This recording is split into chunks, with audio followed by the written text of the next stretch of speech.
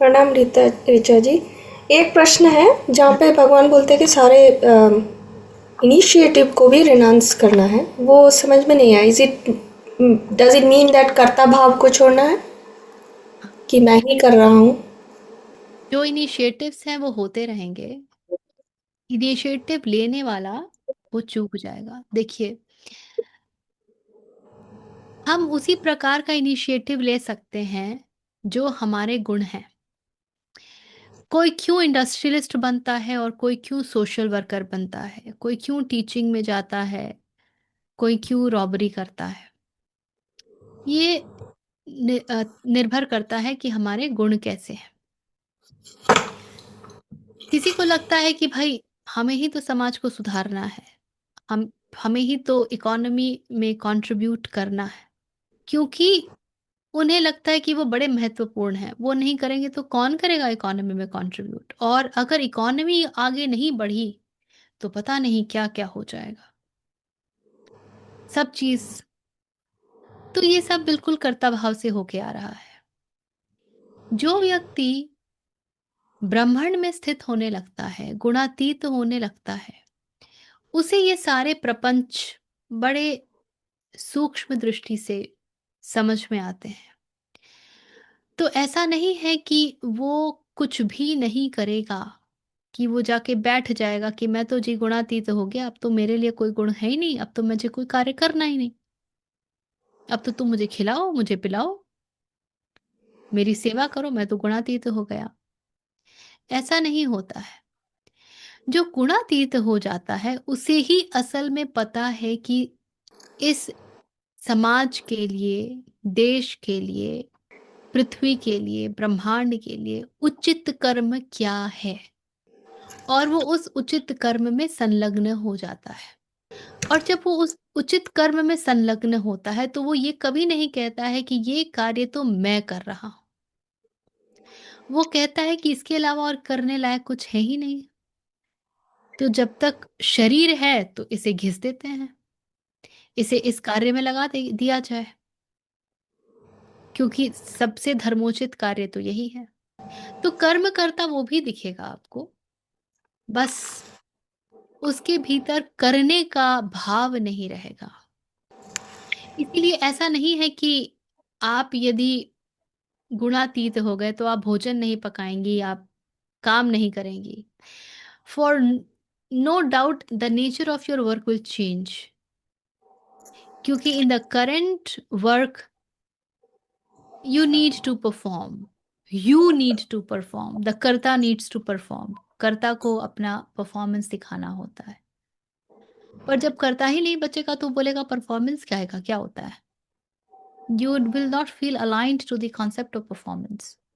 So then you will say let me pick up something जहाँ पे performance का हिसाब किताब नहीं है, क्योंकि अब मुझे कार्य कृष्ण के लिए करना है। He only has to evaluate my performance, nobody else. लेकिन तब अभी जो आपको नौकरी से मिल रहा है वो मिलेगा कि नहीं मिलेगा, ये भी आपके लिए महत्वहीन हो जाएगा, क्योंकि अब शरीर भी महत्वहीन है। जब शरीर जी। महत्वहीन है तो शरीर से निकले हुए सारे रिश्ते भी महत्वहीन हैं। तो ऐसा नहीं है कि आप रिश्तों को छोड़ ही देंगी। आप बोलेंगी the best I could do with the current scenario I will do. पर कोई कसम नहीं खा लेंगी कि आपको घर में इतने लाख रुपए कमा के लाने हैं और आपका घर इसी स्टैंडर्ड से चलना चाहिए। ऐसी कोई कसम नहीं खा लेंगी आप। सामाजिक जी स्थिति सर। में तो हम कसम ही खाते हैं ना कि देखो भाई मिनिमम 2 BHK, 3 BHK, 4 BHK तो होना ही चाहिए। इस एरिया में नहीं, इस एरिया में तो घर होना ही चाहिए। ऐसी नहीं, ऐसी गाड़ी तो होनी ही चाहिए। तो हमारे रोजमर्रा के जीवन में तो हम कसम ही खाते हैं। ऐसी जी। ऐसी कोई बाध्यता के अंतर्गत आप कार्य नहीं करेंगे। और जी। इसलिए आपके आसपास के लोगों के साथ जो आपका रिश्ता होगा वो भी परिवर्तित हो जाएगा। रिश्ता बहुत प्रेमपूर्ण होगा, लेकिन उसमें अटैचमेंट के लिए कोई स्थान नहीं रहेगा। आप कहेंगी that the best I can I will do, but तो You will not define what is that best. Neither will you allow anybody else to define. Best is to be defined only by Krishna consciousness. Nobody else defines. तो कृष्ण के कार्य में जो best है आप वही करेंगे और उसके अनुसार जो भी हैं लोग उनका भरण पोषण होगा। फिर ये बात बेमानी हो जाती है कि उनको कितना मजा आ रहा है कि देखिए भाई मेरे घर में एक पति है, एक बच्चा है, एक बेटी है, एक माँ बाप है, वगैरह वगैरह। They are very unhappy with me. You have given them all to Krishna. Let Krishna take care of them. इसीलिए ये बड़ा कठिन मामला भी हो जाता है।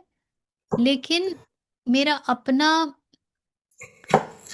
अनुभव है कि शनय शनय जब आप इस मार्ग पर चलते रहते हैं तो जीवन के स्थिति के साथ आप उससे छूटने को भी तैयार होने लगते हैं। जी। जब मीरा भक्ति में लीन हो गई, उन्हें रोकने के लिए कोई नहीं बचा। ना माता बची बची, ना पिता बचे, ना पति बचे। कोई बचा ही नहीं रोकने के लिए। अस्तित्व आपकी तैयारी कर देती है अगर आप तैयार हो जाएं।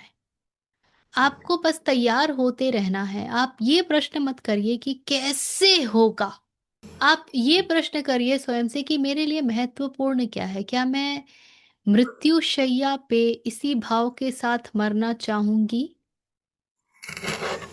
या कुछ और भाव चाहिए। तो उस क्षण जो भाव चाहिए उसी भाव के अधीन होके जीवन को बिताइए। नहीं तो ये फैक्ट है that when the time of the death of body comes, the whole life is played in front of you like a movie in 40 seconds of time. You become aware of what you came here for and what have you done. And that is the moment you pick up what I have to do next. जिसमें most of the people they pick up the emotion of sudharoing all that wrong that they have done because they feel guilty about it. They feel I have done wrong. जिन्होंने क्रोध किया दे pick up कि भाई I have to create scenarios जहां मैं क्रोध ही ना कर पाऊं। I have to be submissive. I have to learn to be submissive. They pick up such things. Today only I was doing healing of somebody wherein I was shown that in one of the life they they were in the role of mother and they were very loud onto the child. And the child did not take it in the right taste. The child took it as a revenge. No, not for them, sorry. 2 days ago, I was doing this healing, and it was shown that this fellow, in their past life, they were like a huge वो होते हैं ना जो बहुत काम करवाते थे Hunter मार मार करके मजदूरों से। So that person was something of that sort, and now they have picked up that they have to serve. They have to learn how to take it from the supervisors. तो office में भयानक लगी रहती है उनकी। सो जीवन जैसा बिताएंगे मृत्यु के समय वैसा ही भाव होगा। फिर आप अपनी जर्नी को उसी के अनुसार कंटिन्यू करेंगे। इस जर्नी को कंटिन्यू ऐसे कैसे करना है, ये चुनाव हमें बहुत क्लैरिटी दे देता है कि मुझे जीवन को किस दिशा लेके जाना है, जीवन में किन बातों को महत्वपूर्ण बनाना है और किन बातों को महत्वहीन बना देना है। आप शायद उनको इमीडिएटली महत्वहीन ना बना पाएँ, लेकिन धीरे-धीरे उस दिशा चेष्टा शुरू हो जाएगी ना, तो 2-3 साल में, 4 साल में आप पाएँगे कि अरे वाह! जो मुझे लगता था कि इसके बिना मैं जी ही नहीं सकती हूँ, ये कैसे ही करूँगी? That is looking to be possible. So that's the only thing that you have to do. ये कुछ नहीं समझ आता तो इतना तय कर लीजिए कि शरीर किस भाव से छोड़ना चाहेंगी और फिर उस भाव के अधीन अपने कार्य तय कर लीजिए। जैसे किसी नौकरी में जाते हैं तो पहले केआरए डिसाइड होता है ना, जब KRA पता चल जाता है तो उसके अनुसार स्किल्स एक्वायर करने पड़ते हैं, उसके अनुसार आ, जो सीखना है वो सीखना पड़ता है, और फिर परफॉर्म करना पड़ता है। तो वो आपकी KRA है, और फिर उस KRA के अनुसार जो कुछ भी सीखने की आवश्यकता है लग जाइए। जब आप उसमें लग जाएंगे तो आप अपने आसपास के लोगों में भी धीरे धीरे परिवर्तन को देखेंगे। And that demands lot of sakshi bhav. ठीक है। जी, धन्यवाद। देखिए, ठीक इन है आवर जी। Everyday life it is very challenging, it is not easy specially for the grihasthas, कि इतने ड्यूटीज ओढ़ लिए हैं, अब कैसे उनसे बच के ही निकले। तो हमारी स्थिति ऐसी हो जाती है कि हम हलक में अटक गए हैं, ना अंदर ही जाता है ना बाहर ही निकलता है। इसको थोड़ा सा रुक करके देखने की आवश्यकता है, मनन चिंतन की आवश्यकता है।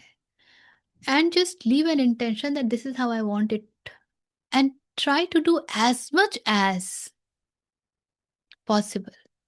आप 100% नहीं कर पाएंगी, आपने यदि 1% से भी शुरुआत कर ली ना तो बहुत है।